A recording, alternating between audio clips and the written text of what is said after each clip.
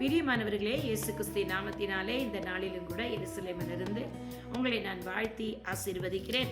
இந்த நாளிலும் எருசலேமில் அநேக காரியங்கள் நடக்கிறது நீங்க அறிந்திருப்பீர்கள். இந்த இடத்துல இந்த ரோஷ் ஹஷனா யாம் கிப்பூர் கூடார பண்டிகையில் பங்கு கொள்ள வந்திருக்கிற அநேக தேசங்களிலிருந்து வந்திருக்கிறார்கள். இது ஆல் நேஷன் கான்விகேஷன் ஜெருசலேம் 2024. இங்கே இந்த நாட்களில் உபவாசம் பண்ணி எல்லாரும் ஜெபிக்க வந்திருக்கிறார்கள். அவர்களுக்காக உபவாசம் பண்ணி ஜெபிக்க வரலை, தேசத்துல அத்தனை ஜனங்களை ரட்சிக்கப்பட வேண்டும் என்றும் இயேசு கிறிஸ்து சொந்த ரட்சிகராய் எல்லாரும் ஏற்றுக்கொள்ள வேண்டும் என்று உபவாசம் பண்ணி ஜெபிக்க வந்திருக்கிறார்கள். நடக்கிற காரியங்களை எல்லாம் பார்த்து வருகை அதி சீக்கிரமா இருக்குது. அவருடைய வருகைக்கு எல்லாரும் ஆயத்தப்பட வேண்டும் என்று தேசங்கள் ஆயத்தமாக வேண்டும் என்பதற்காக தான் இந்த ஜெப கூடுகை. இங்கே எல்லாருமே பார்த்தீர்கள் என்றால் யூதர்களிலிருந்து பழைய ஏற்பாட்டை மட்டும் பார்த்து கொண்டிருந்தவர்கள், விசுவாசித்துக் கொண்டிருந்தவர்கள், அவர்கள் எல்லாம் இயேசு கிறிஸ்துவை ஏற்றுக்கொண்ட யூதர்கள் தான் இங்கே இந்த ஜெபங்களை நடத்துகிறார்கள்.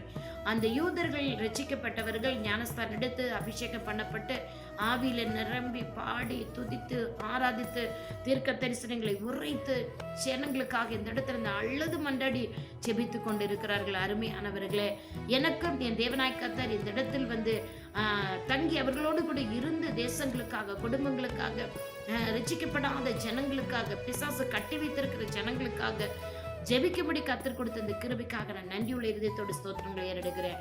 இந்த நாளிலும் வேதத்திலிருந்து ஒரு வசனத்தை உங்களோடு கூட பேச விரும்புகிறேன். ரோமர் 9ஆம் அதிகாரம் இல்ல, ரோமர் 8ஆம் அதிகாரம் 30வது வசனம். ரோமர் 8:30. எவர்களை முன் குறித்தாரோ அவர்களை அழைத்தும் இருக்கிறார். ஆமென், அல்லேலூயா, ஸ்தோத்திரம். எவர்களை முன் குறித்தாரோ, தாயின் கருவில உங்களை என்னை முன்குறிச்சிட்டாருங்க. முன்குறித்தவரை தான் அவர் அழைத்திருக்கிறாருங்க. நானா வரல, நீங்களா ரட்சிக்கப்படல, உங்களை முன்குறித்தபடினால் அவர் அழைத்தார். அவருடைய கிருபை தேவன் சொல்லியிருக்கிறார் மோசேயிடத்துல, எவன் மீது கிருபையா இருக்க சித்தமாயிருப்பனோ அவன் மீது கிருபையா இருப்பேன், எவன் மீது இரக்கமாயிருக்க சித்தமானா அவன் மீது இரக்கமாயிருப்பேன் என்று சொல்லி அவரை இயேசு கிறிஸ்து மெய்யான தேவன் என்று ஏற்றுக்கொண்ட அத்தனை வரையும் அவர் ரட்சித்திருக்கிறார். அவர்கள் மீது அவர் கிருபையா இருக்கிறாருங்க. இங்கே பார்த்தீங்கன்னா இன்னும் அநேகர் ரட்சிக்கப்படாமல் தான் இருக்கிறார்கள் எருசலேமிலும். இதே எருசலேமில் தான் இயேசு கிறிஸ்து நம்ம ஒவ்வொருவருக்காகவும் அவர் வந்து பிறந்து மாம்சத்தின்படி அவர் வேதத்தில் வாசித்தீர்கள் என்றால் ரோமர் 9ஆம் அதிகாரம் 5ஆம் வசனத்தில் சொல்லப்பட்டிருக்குது பாருங்களேன்.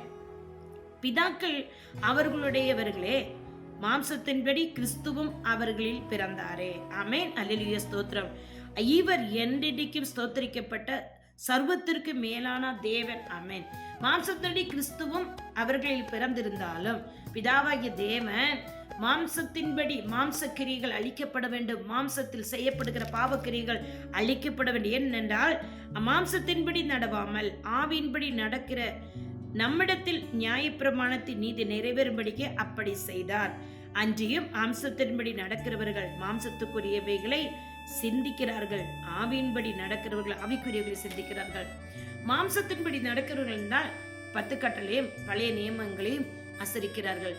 ஆவியின்படி பிறந்தவர்கள் கிறிஸ்து ரத்தத்தினால் மீட்கப்பட்ட பரிசுத்தாவியை பெற்றுக் கொண்டவர்கள் ஆவியின்படி சிந்திப்பார்கள். இப்படி ஆவியின்படி சிந்தித்து ஆவியானவருக்கு விட்டு கொடுத்து ஆவியான வழிநடத்தலின்படி தான் இந்த இடத்துல இந்த பிரேயர் இப்போ நடந்து கொண்டிருக்குது. வருடம் நடந்து கொண்டிருக்கிறது.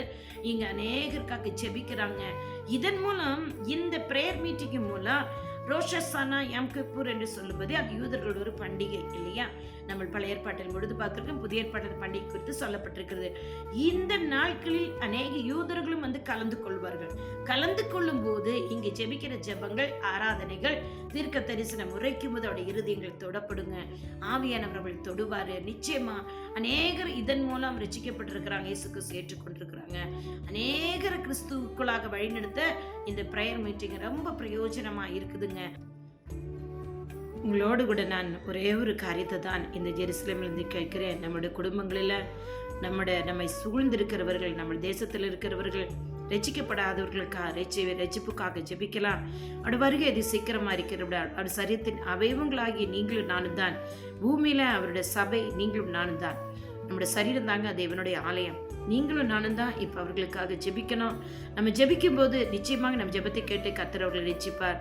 ஜனங்களுடைய இருதயம் தொடப்படும். பாவத்திற்கு ஜனங்கள் விடுதலை ஆவார்கள். கிறிஸ்து அதற்காக ரத்தம் சிந்தி நம்மளை மீட்டுட்டாரு. நம்மளை மீட்டிருக்கிறாருன்னா மீட்கப்பட்ட நீங்களும் நானும் இன்னும் மீட்கப்படாத இருக்கிற பிள்ளைகளுக்காக பரிந்து மன்றாடி ஜெபிக்கும் போது அவர் நம்ம ஜெபத்தை கேட்டு அவர்களை மீட்டுக் கொள்வார். அவரோட வருகை அதுக்கு சீக்கிரமா இருக்கிறது.